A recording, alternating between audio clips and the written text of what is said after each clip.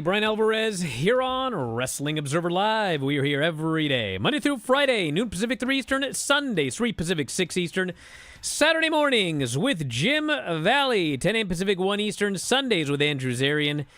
And it's Monday on the show. You know what that means? We got a lot to talk about here today. This past weekend, AEW Wrestle Dream. I was there live and in person in that disgusting Tacoma Dome with that disgusting Don Callis in attendance. We'll talk about the show and the end of the full-time career, and it has now been confirmed by Bryan Danielson. It's the end of his full-time career. He is not retiring, but you will be seeing him in a very limited capacity from here on out. And I don't think you're going to be seeing him anywhere for quite a while. I think he's going to be taking an extended leave from professional wrestling. So we will tell you all about that. Plus all of the rest of the news. There's a Raw show coming up here tonight. We had Zack Sabre Jr. winning the IWGP Heavyweight title as expected from Tetsuya Naito. And we've got a lot of New Japan news as well, including the announcement that Hiroshi Tanahashi will be retiring. Danielson's mostly retired, Tanahashi retiring, John Cena retiring. A lot of retirements coming up. So we're going to tell you about that. As well as WrestleMania in the UK, potentially. We got more notes from the New Japan King of Pro Wrestling show. Wrestle Dynasty. We got a new match, or at least an announcement of a team that's going to be on that show. Should come as no surprise. And lots of other news as well. If you want to text us here today about anything this weekend or anything in the future, 425-780-7566. That is 425-780-7566. F4WOnline@gmail.com. F4W Online Threads, Instagram, and Cameo at Bryan Alvarez on X. And we will talk to you in a moment. Observer Live.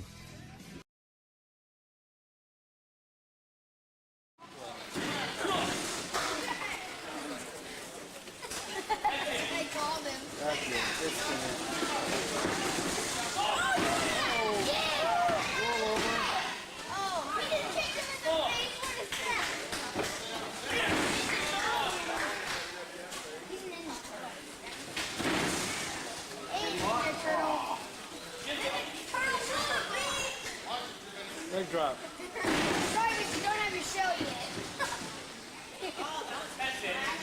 That's it. Continue.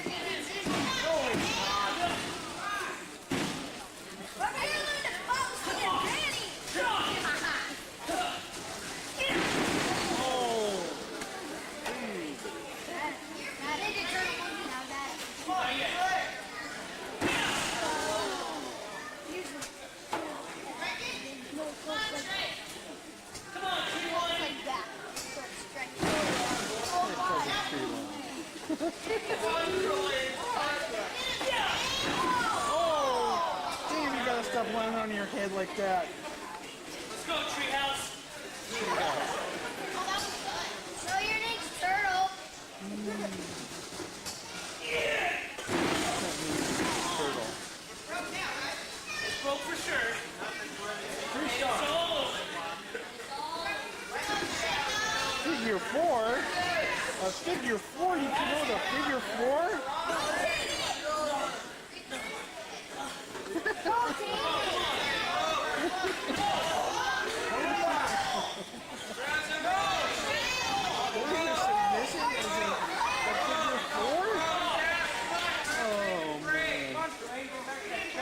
That's too funny.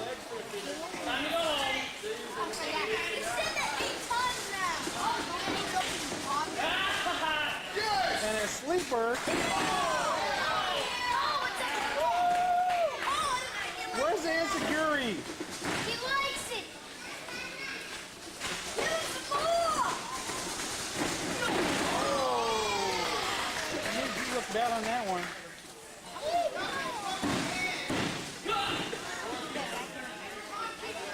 Drop it back. On that.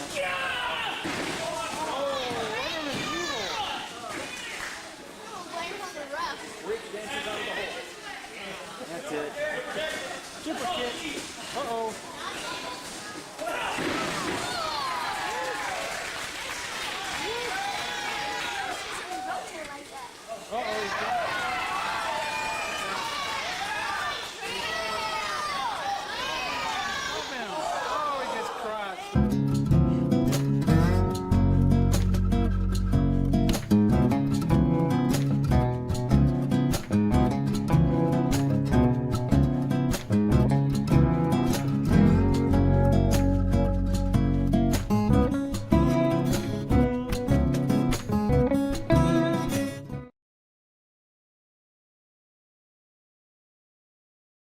Back in the show, Bryan Alvarez here, Wrestling Observer Live. Mike Sempervive, also of WrestlingObserver.com.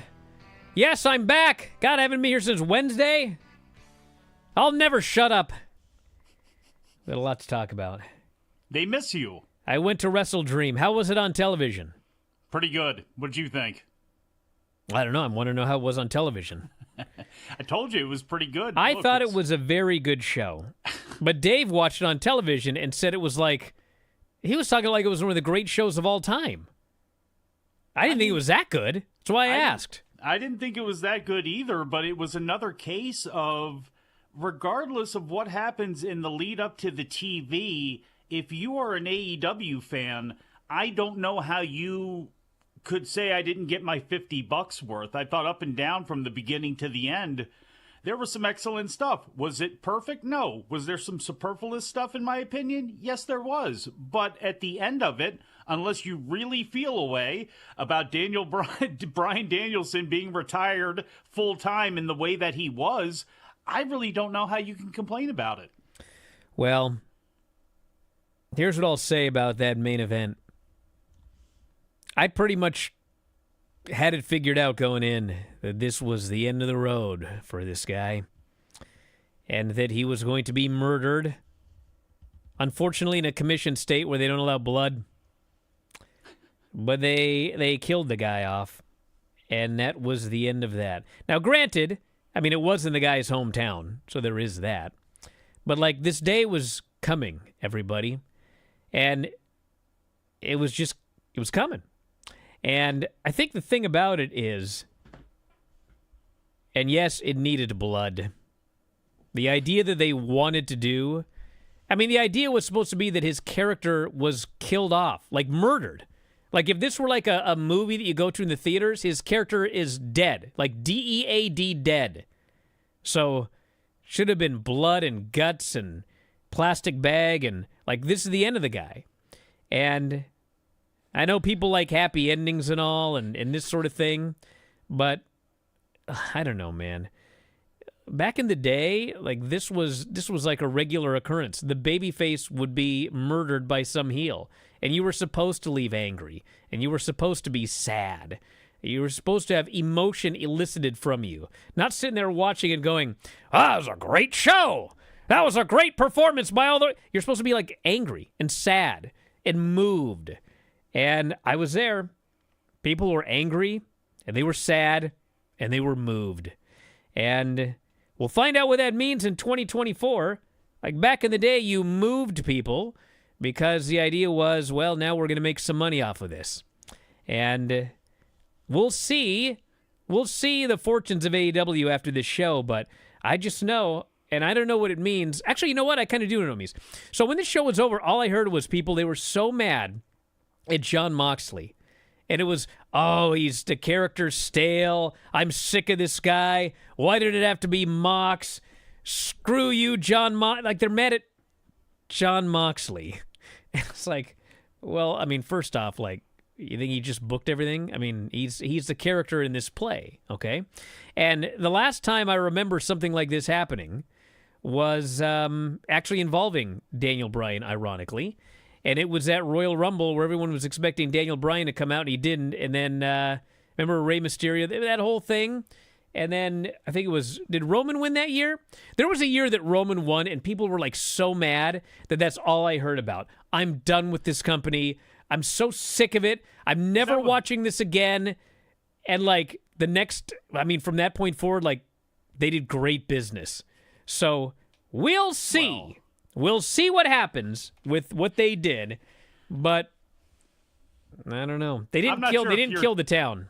No, I'm not sure if your timeline is perfect there. I remember The Rock raising Roman's hands and then people like beating on the garage doors when they were trying to do a promo afterwards with people being so upset with what happened. I don't know if they took off right after that or anything, but no, they did. It was like the next night on Raw did like this gigantic number after everyone said that they like quit and they were never going to watch Raw again and this whole thing, and then it like did a giant number, and it was 2015 Royal Rumble where Roman Reigns won, and Not everything People is were made furious. for everybody to be happy. That's not every movie does not end with the hero winning and walking out. You know, that's not how this works. It's not how professional wrestling used to work. It's not how it should work now. He's done full time. That's it. If you're that upset about this, be upset at Bryan Danielson. You think Bryan Danielson was going to do anything that he didn't want to do? You think he was going to do... I mean, he was pushed out or something like that. I mean, you may not have liked the heavy heat ending, but that, as a professional wrestler, was what he was doing. This is not a clean passing of the torch. As some people are like, well, they didn't pass the torch. He passed it to Moxley. That's not what this was about. It was about establishing Moxley's group. It was about making sure that people knew this was the final nail in the full-time career of Bryan Danielson. And, of course, the way they let it go off the air, if you're not listening to a show like this, you're thinking this might be the end of his career altogether. So I thought they did a fantastic job of doing that right from Jump Street, right from when Moxley interrupted Bryan Danielson during the final countdown and people didn't get a chance to cheer as the chorus refrain went up. I thought they did everything that they needed to do, and I'm not sure, I get it. Your favorite didn't stand tall in the end in the white hat and go out the way that he wanted to. You had that earlier this year with Sting. You didn't need to do it in this case with Bryan Danielson. What you wanted to do, if you're an AEW fan, was have something to sink your teeth into and to have a body of people to root against, which is what they were trying to do there. It's funny that people have these memories based on what they felt about something that is not in line with reality. And one of them is that Roman Reigns thing. Like, I don't care how mad people were that day. I saw the follow-up. Like, it did great. People did not quit. In fact, the business went way... And the other one people mention is like Undertaker and Brock Lesnar, how sad people were and depressed and, oh my God, the Undertaker, the streak is over. Brock won, so depressed. I'm so sad. Bro, you know what that turned Brock into? An absolutely massive draw and a massive heel, and he did huge business after beating The Undertaker, which is another one is people go, well, if Bryan was going to lose, he could have put over Darby, or he should have put over... did it at Wembley. Should have put over some... No, it's more, he should have put over a young star, like Moxley's already established and that sort of thing. And it's like, okay, who retired Ric Flair? Yeah, really. Shawn Michaels. Who retired Shawn Michaels? The Undertaker. It was Undertaker, yeah. Who retired Mick Foley? It was a young guy. It was Triple H, but he was already one of the biggest stars in the entire company. And I mean, this is what happens. And the thing to me is, and who retired? Actually, Sting retired himself. He won, but it was in there with the Young Bucks. It wasn't like it was Private Party, So the thing to me is, we'll never know. Maybe it would have been better for Darby to beat Bryan Danielson, but to me, this was the right call. Because now you've got a massive heel that everybody hates. And I don't know if they can, hold off a year like they did with Cody and Roman. But, man, if you can hold it off a year, and next year in Seattle at Wrestle Dream, it's Darby Allin going after Jon Moxley for the AEW title in his hometown to get revenge for what happened to Bryan Danielson in Tacoma. That'll be big, dude. That'll be big. Way bigger than if Darby would have just beat him in front of 7,000 people here. That's what I think, at least. Look, you may not even need to wait that long. And the bottom line is we need to have a good follow-up to this. At the end of the day, as long as they have a good follow-up to it, they need to make sure now now that you've retired Bryan Danielson, what is Moxley's group really here for? What are they about? What are they trying to do now that Bryan Danielson is completely out of the way? They need to establish that group, make sure that their mission statement is somewhat clear for fans on Wednesday night, and then we can go from there and find out whether or not this was the right move. Back in a moment with more Observer Live. Just a quick note before this free video. If you click like and subscribe, I'd be very thankful.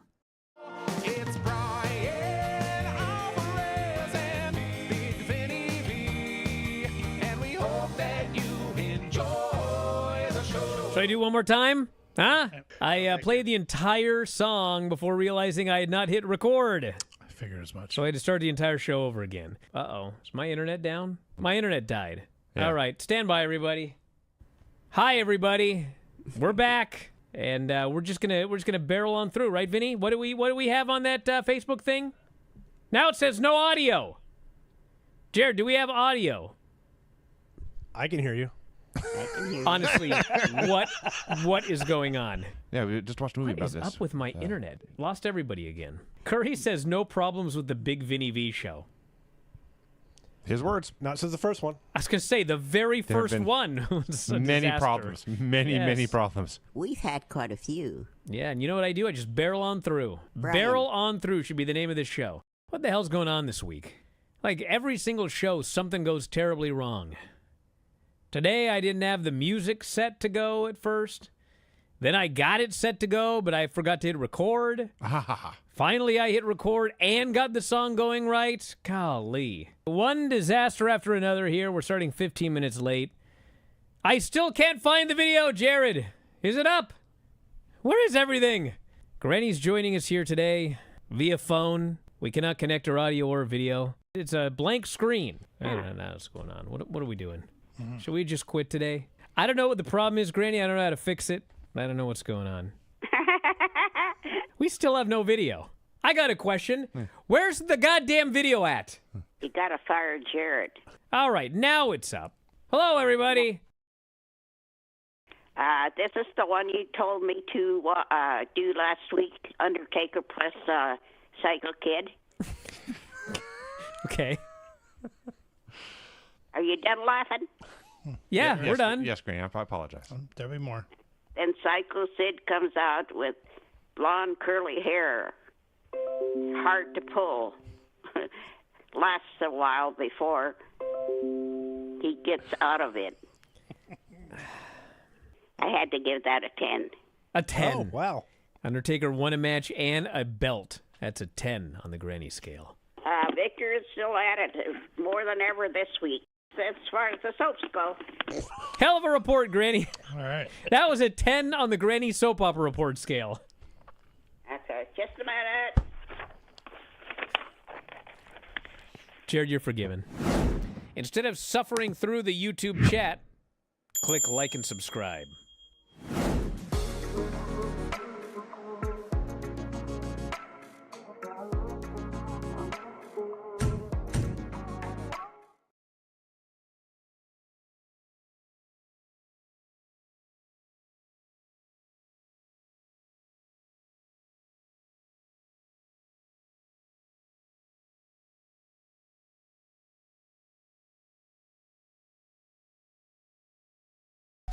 Back in the show, Bryan Alvarez here, Wrestling Observer Live.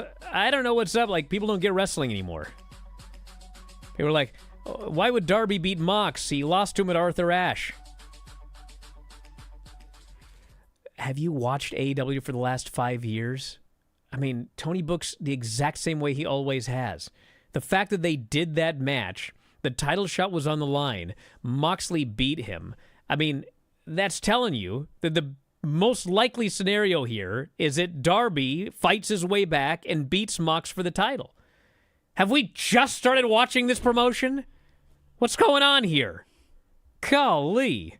I would think that Darby Allin would have that opportunity, but look, Adam Cole just came back. MJF is now back, hopefully here full time. Samoa Joe at some point is coming back. Kenny Omega at some point is coming back. Hobbs at some point is coming back. Wardlow, like at some point, these people have to come back. And with AEW, there's always that question over, okay, can you create a new top star? Can you get some of these young guys up on the level and do all those sorts of things that you need to do? So obviously the jury is still out there, but it's not like Darby Allin is going to be the only one going after this group. And again, they still have to establish this group. We know that Moxley and Darby are going to have an issue and that Darby is completely in their crosshairs. Okay, great.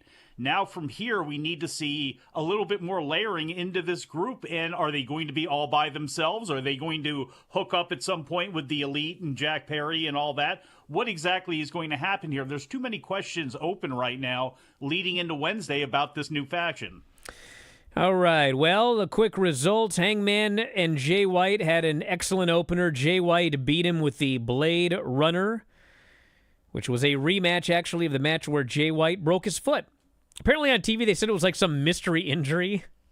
Were they trolling me? I wasn't watching on TV. Why is everything always a mystery here? He broke his foot, he recovered, and he's back.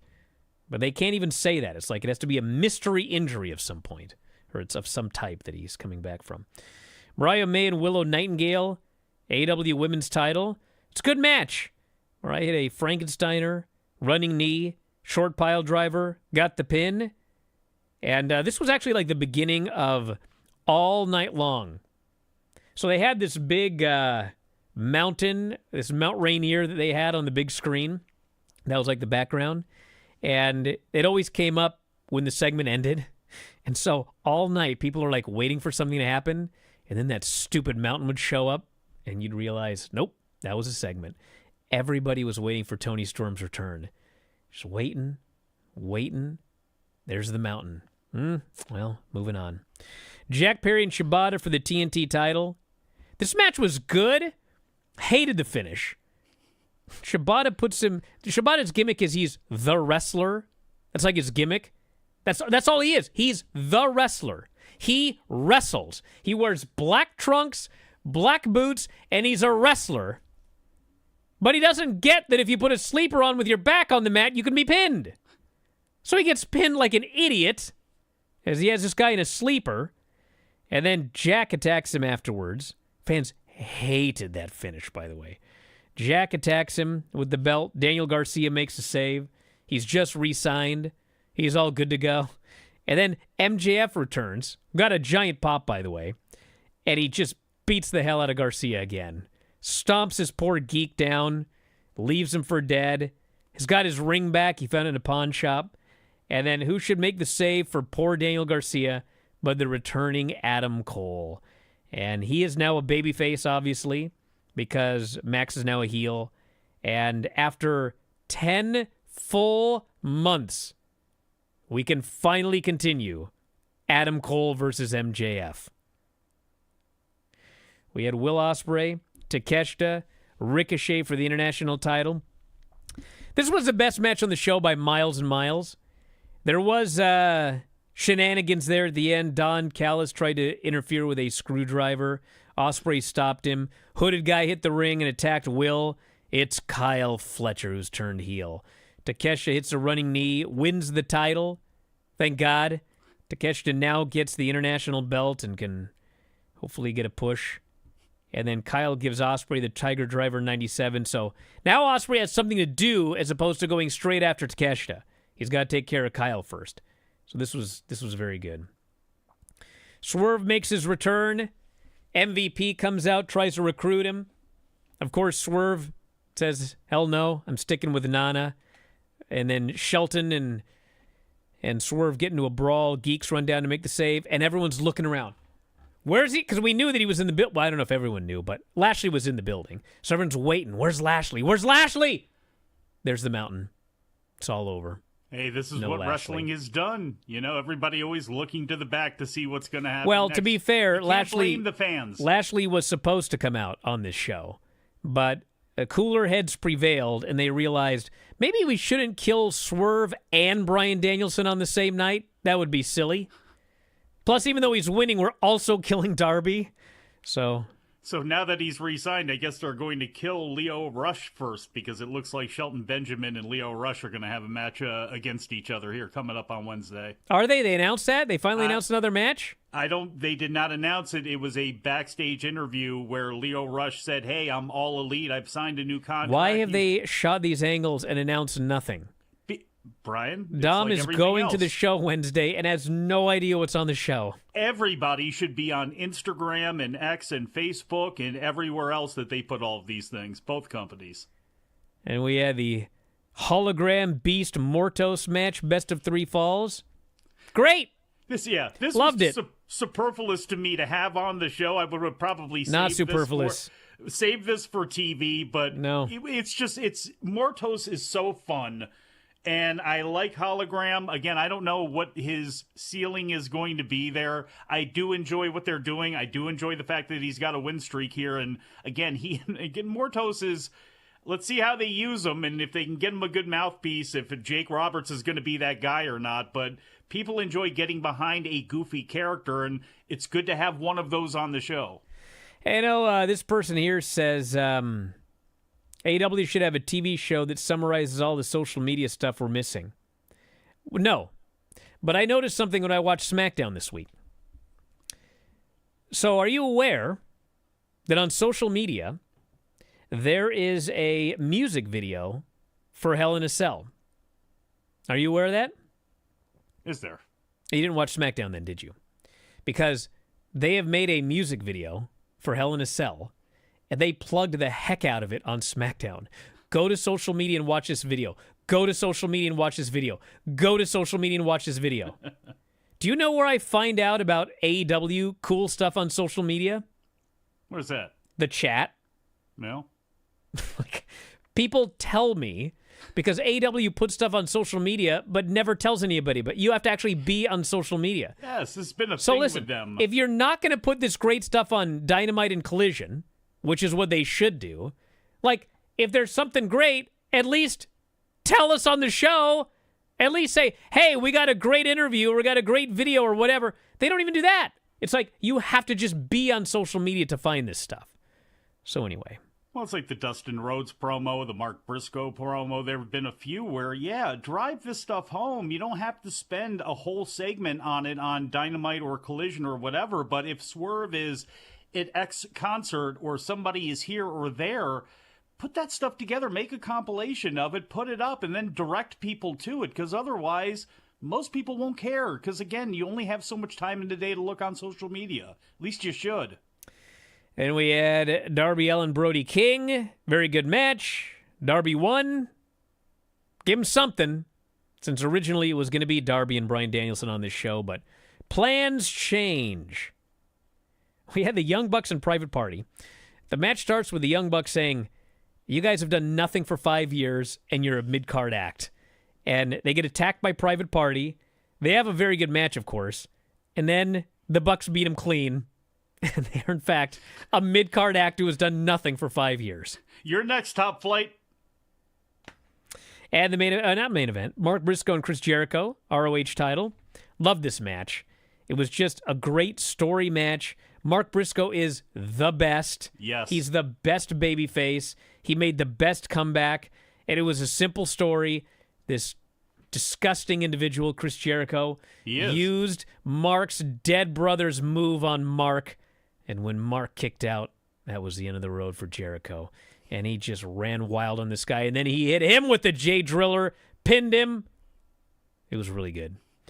And then Danielson and Moxley, you know the story. Moxley killed him. Bryan got some comebacks. But man, watching Bryan Danielson it's like watching Naito. It's like he's so beat up. I mean, he tries all of his stuff, and he kind of does it, but you can tell it all hurts. He barely makes some of this stuff. And thank God, now he can go home and rest and heal and get surgery if he needs it, the whole 9 yards.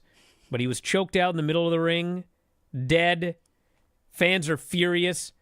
The BCC comes out. They murder this guy. Darby tries to make the save. He gets killed. They force him to watch, which is key here. They forced Darby Allin to watch. Orange tries to come out. Jeff Jarrett. Finally, the babyface and referees hit the ring, and the BCC bails. They stretcher out old Bryan Danielson. And then Justin Roberts says, please drive safe, everyone. And everyone goes, bah! They're screaming at poor Justin Roberts. This poor guy. Not his fault. He wanted you guys to drive safe, and you yelled at him and cursed him out. Disgusting. That was almost as disgusting as, you know how disgusting Don Callis is? It's just cretinous. I don't even know if you're allowed to say that word in 2024, a cretin. I think it might be like a medical condition. But God, horrible person. Back in a moment, Observer Live. Just a quick note before this free video. If you click like and subscribe, I'd be very thankful. I am going to channel the well-known, infamous roast of Bryan and Lance. Oh my God. I vaguely remember this. Lance was a champion in virtually every company he has appeared in. While he did hold the distinction of holding 3 titles, that angle fizzled out faster than his podcast Killing the Town. Wow. I now remember this utter disaster of a roast. Let's get Lance a chair to sit in. And as we do, could we also bring someone up here to show him how to use it? I remember that chair shot. I don't remember who it was on, but I utter remember silence that this roast was met with. Tom, at least I was smart enough not to do those chair shots again.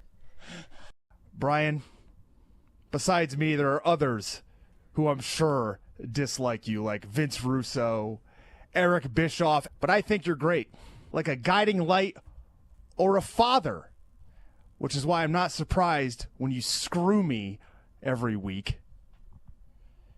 The best-selling author of The Death of WCW. He had just completed his new book, for which actually Lance Storm wrote the foreword, which is 3 more than most wrestling fans know. Hideous. Atrocious. It must be hard when you look so young. If I didn't know better, I'd say you had your grandma's jeans. But actually, if the camera panned down, I bet Lance is wearing them. Anyways, let's start the show. Carmelo went for the La Mystica. Andrade went for the Message. It's actually and it not ended- the La Mystica. It starts like a La Mystica, but the La Mystica is actually a submission, and he doesn't land in the submission. He just does the whole slam part and then jumps Okay. up. Yeah, the Okay. La Mystica Oh, whoa, is whoa, a whoa. tilt-a-whirl head scissor into a Fujiwara armbar. Into a Fujiwara Yes. armbar. The La Mystica is not the submission. Do not tell me. I didn't say that was a That. submission. I said the La Mystica involves the tilt-a-whirl facebuster into the submission. The whole thing. Why are you so angry? Well, you just Because changed it's what not you what said you and said. lied. Right? Yeah. No, that's he doesn't why. land in a submission. He just slams them, so it's not a La Mystica. I believe that's the actual move. Okay, but whatever. Who Yeah. cares? I just hope editor Sean pulls up the exact clip of you saying La Mystica's a submission and then denying it afterwards. La Mystica is actually a submission. I didn't say that was a submission. The Mystic is actually a submission? I didn't say that was a submission. Editor Sean.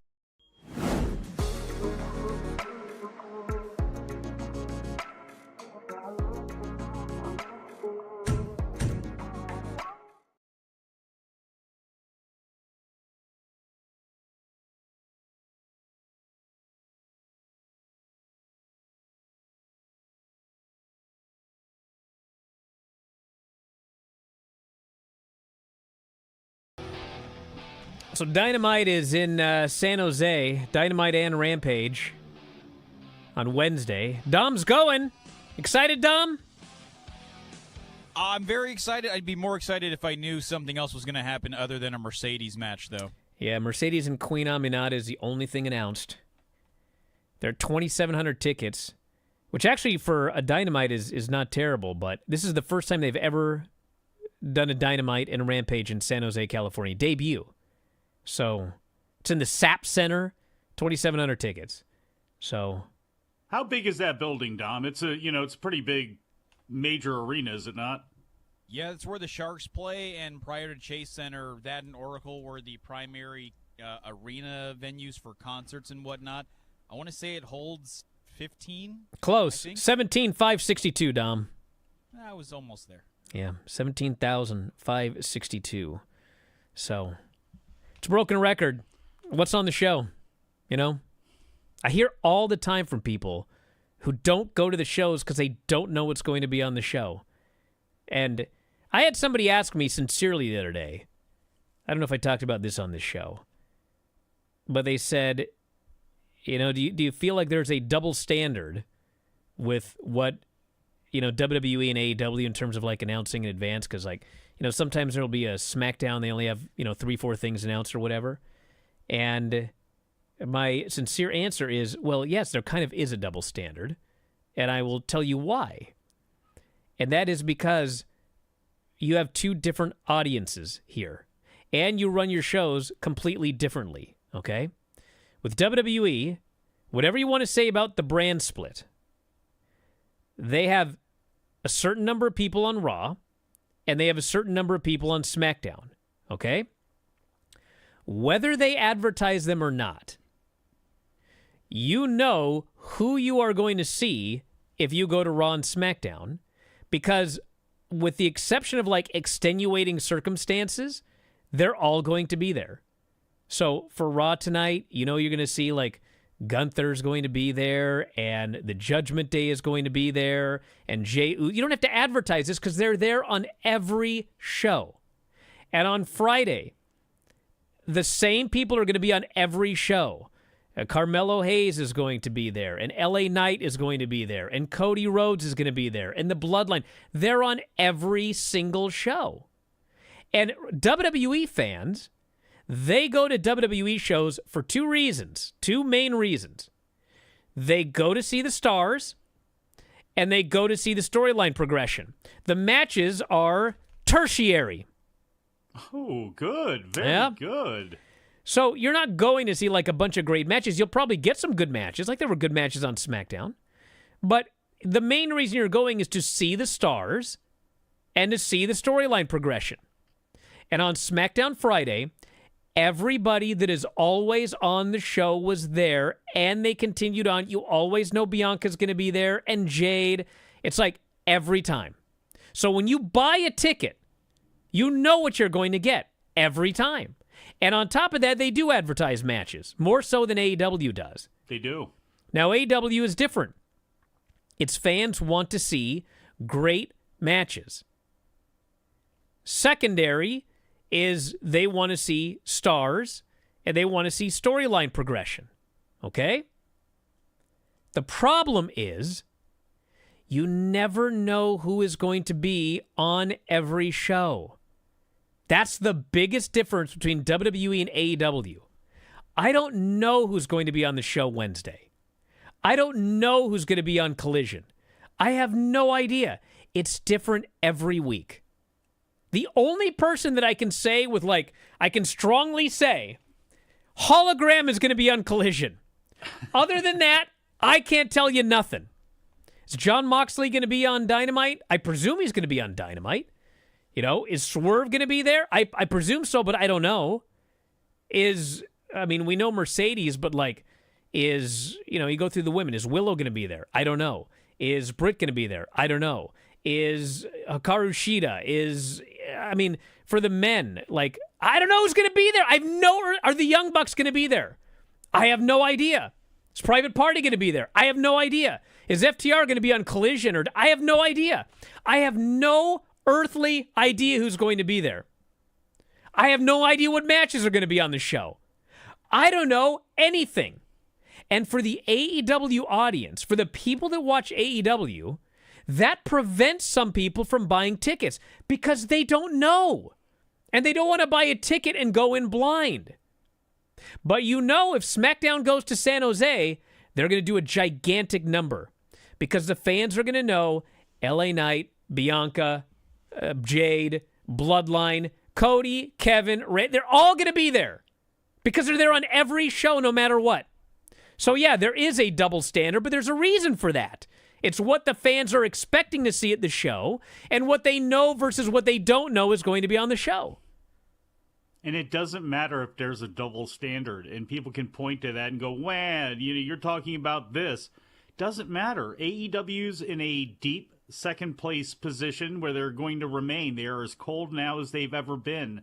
They cannot get their own fans to come out with the AEW letters up on the marquee on their own anymore. They were able to do that at the start at first, but now you need to actually put in the effort. I don't want to dunk on them, but when you look at their local promotion, where is it? We talked about sending people out to do interviews and go to the morning news shows and try to do some of that stuff, but where is the advanced people going in and hitting indie shows and hitting WWE shows that might be in the area to paper and put out cards and do all that sort of stuff that people might think, well, that's too indie. They shouldn't have to do that. Well, obviously they do have to do that. They do need to do everything that they can possibly leading into a show in a town. And the other thing, Brian, is there should be no question about what should an AEW star. Are we going to see them on Collision or are we going to see them on Dynamite? You should be on both. Period. You need to be on both. Or at least do a soft brand split and make it clear who's going to be on what show. But they still Brian, have to actually be on every show. And if that's the thing. If they were hotter, I would say do that. And I understand. Look, if they were hotter, you could go ahead and do that. They tried with Punk, and that was about at the time where, okay, if you were going to do something like that, okay, there it is. He's gone now. He's been gone for a year. It's time to meld this thing together and make sure that both shows at the top of them have the same storylines and the same blood running through it. If you want to have Hologram over here against Mortos as your hot Collision feud, and you want to have somebody over here from Dynamite because you're working a Chris Statlander and whoever feud, okay, then that middle card can be that way. But the top, those people have to be there. This idea of, well, we get X amount of dates and all that sort of stuff, like, no, if you want this thing to grow and everybody there that says they want it to be better and they want it to be bigger and all that stuff, everybody needs to be on the same page on what days guys are going to be working, like both of them. How about that? It's only 2 a week. All right, so we got more here. So first off, this person here says, if AEW announces a few more matches, they can move 15,000 tickets. That's not what we're saying, dude. And you know what? I don't understand why. Those are the bad faith I don't ones. Yeah, understand why, if you're like an actual big fan of AEW, you just are fine with the way things are going, and you don't think that anything needs to be changed. Okay.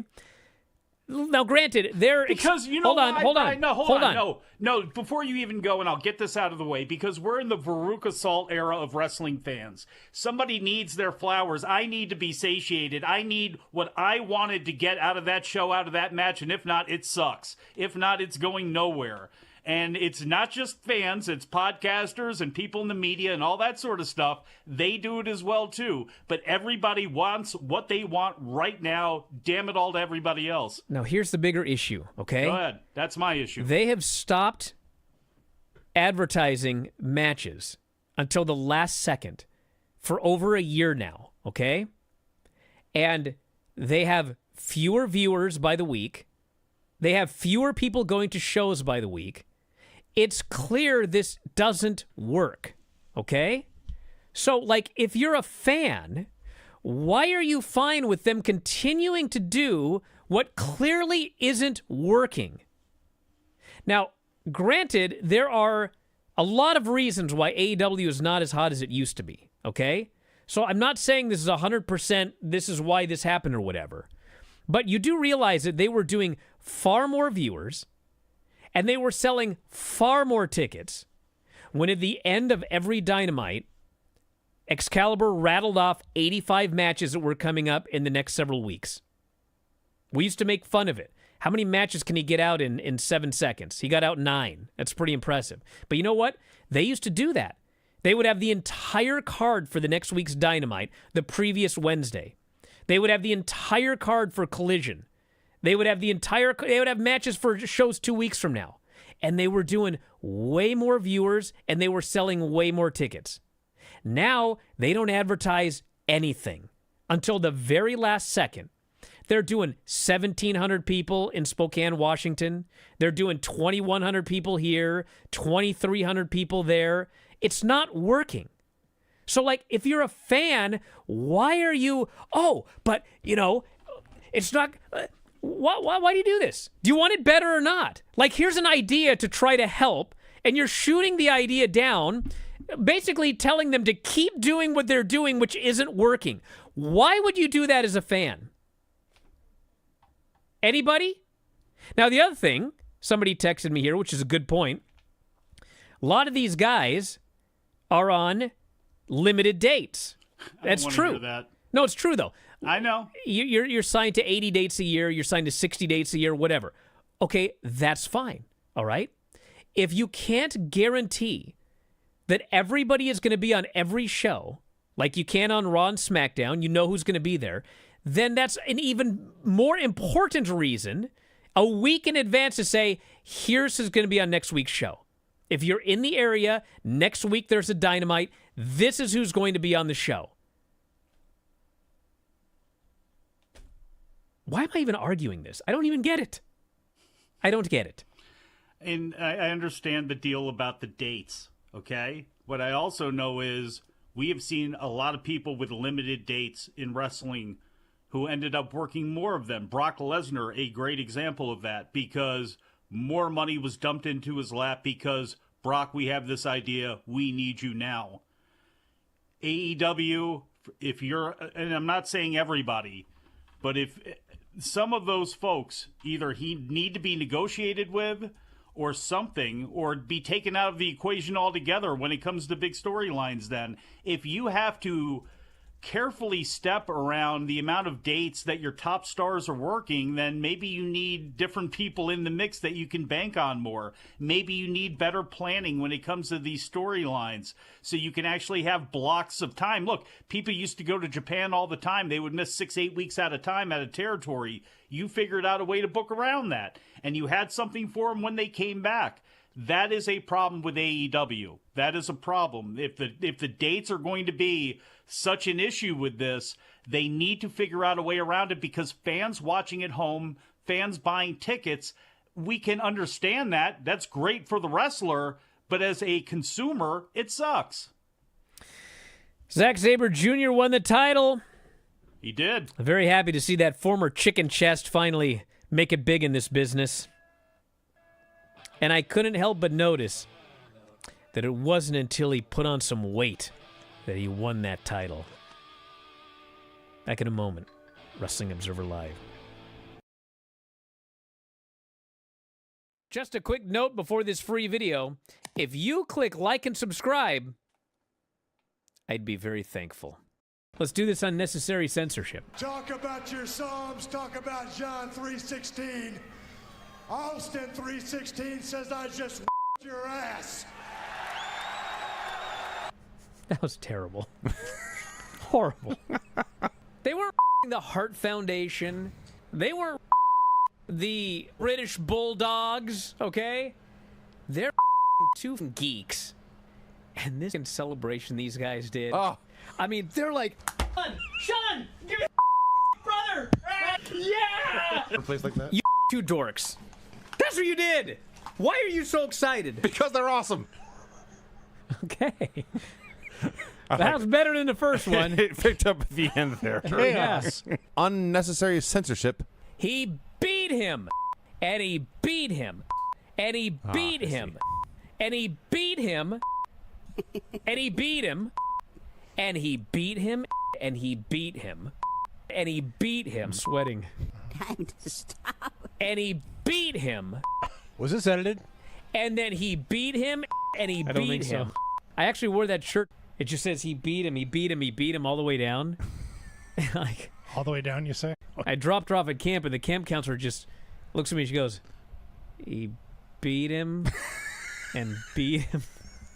I was like, gag gift. Brian, would you for me again this week? It's too hot to do much. That's true. It is too hot to do much. I guess I just better do it because it came up for me. I'll wait. It won't come up again. It's pretty short, so I'll just do it. Yeah. Now I gotta find it back. Okay. It isn't Damn, I'm coming gonna up. kill you. How about you just it? Okay. Ouch. What else we got, Vinny? I don't think Granny licks her finger to turn the page. Lick that finger. There'll be Page an 2. unnecessary censorship coming up. Lick that. Okay, let's see. Unnecessary censorship. So Oro Ethan after the match and gets his ass just into the earth. Vinny. And Ethan is leaving, holding his all confident. And then Oro just comes back to life, and now he Ethan's ass. Oro jumps him from behind. Yep. Then he his ass after cheap shotting the guy. Haha. That was interesting. That's quite unnecessary. Instead of suffering through the YouTube chat, click like and subscribe.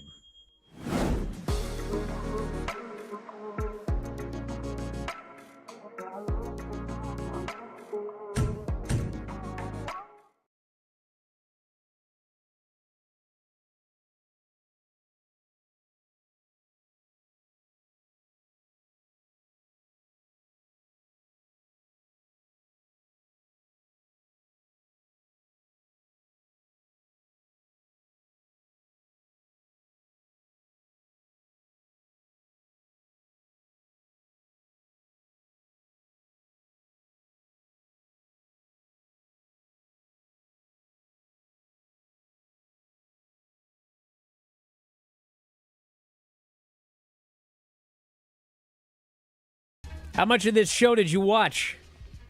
This King of Pro Wrestling. How much have I watched? Yeah.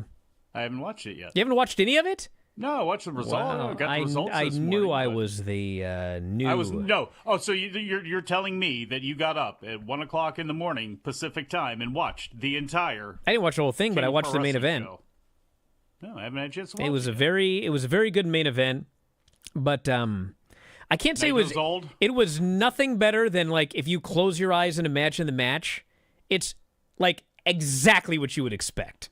They've had exactly. some good matches. They've had some good matches in the past for sure. But And there was Zach's- nothing like you would say like, oh, they've had good matches, but man, this is a pay-per-view main event world title. You know, pull out all the sauce, place going nuts. It was just like an excellent match.